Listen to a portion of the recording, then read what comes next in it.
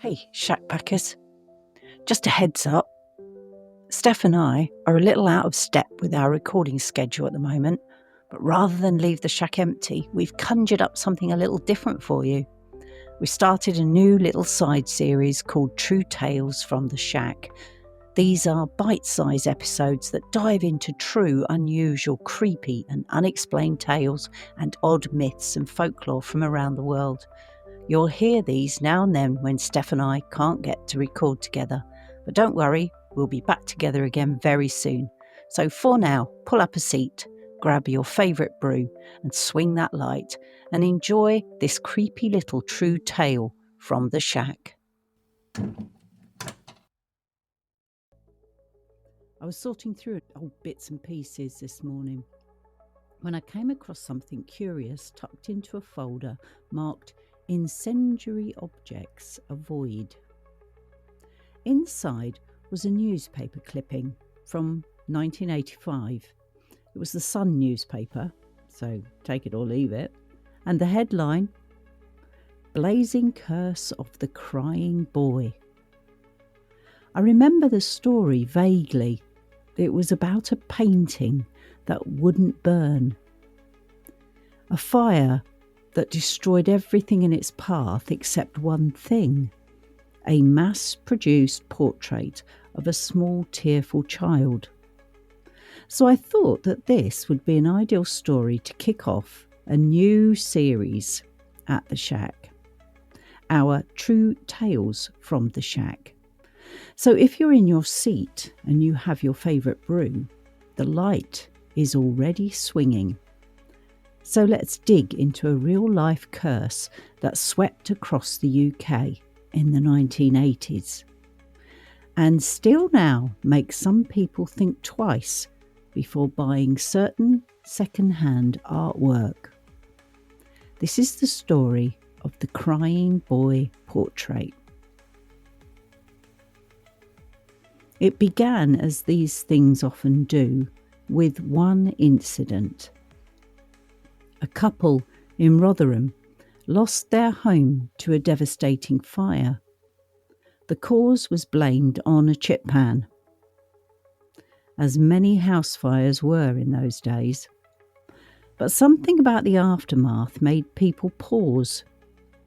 Among the ashes and the rubble and the soot-covered remains, one item stood untouched. A painting, framed, intact and remarkably clean. It was a print of the crying boy.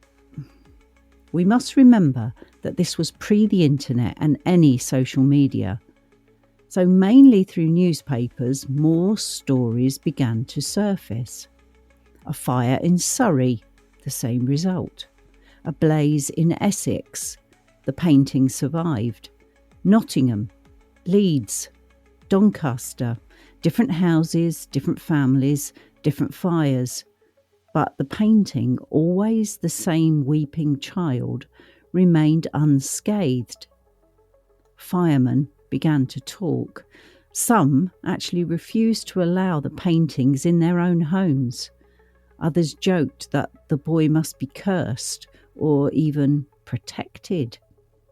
One fire station in Yorkshire even kept a burning version of the painting on the wall as a warning, only it wasn't burnt.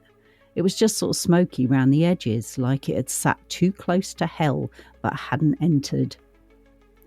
The Sun newspaper ran a full investigation. They asked people to send in their own stories, and they certainly did, in droves. Eventually, the paper even organised a mass burning of the paintings. People mailed them in, dropped them off, begged for them to be destroyed, and still, some refused to burn. No one really knows where the image came from. Some claim it was painted by an Italian artist named Giovanni Bregolin. Others say it was cursed from the start, that the boy in the portrait had died in a fire himself. Or worse, that he had caused one. Giovanni Bregolin was born in 1911 and died in 1981, and he'd been an artist who had painted many works with crying children, crying babies and boys and girls. The Crying Boy was possibly one of those. The current value for this piece of art is between $275 and $350.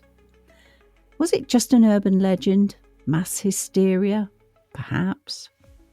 Or maybe, just maybe, some things don't like being forgotten.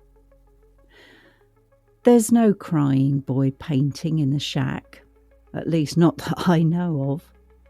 But sometimes, when the fire dies down and the light gets strange, I swear I can see something in the reflection above the mantelpiece, just for a moment. It's definitely not the mirror man, though. That mirror is well and truly hidden. If anyone ever gifted me the painting,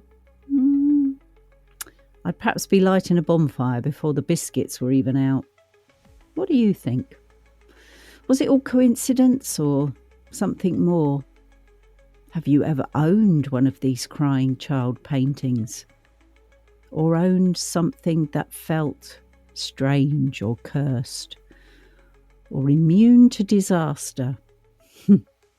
Write to us at shackpackinbox@gmail.com, and your story just might become the next true tale from the shack.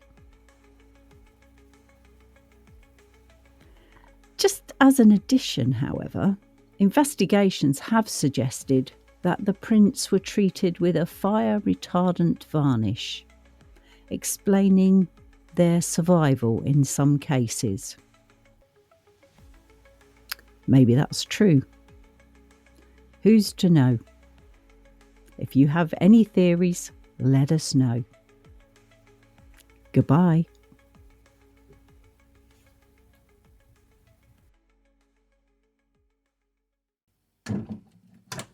That's it for this True Tales from the Shack. One more oddity for the collection, and a gentle reminder that reality might not be quite as solid as we think. If you've got a strange story of your own, haunted heirloom, or a theory about what just happened, send it to us at shackpackinbox@gmail.com. Seriously, we love your emails. Don't forget to follow, subscribe, or whisper about us to the local ghosts, whatever helps to spread the word. And until next time, mind the creaks and question the reflections. And if an item you bought at a car boot sale starts humming, maybe don't bring it inside. Take care, Shack Packers, and we'll see you again next week, right here in the shack.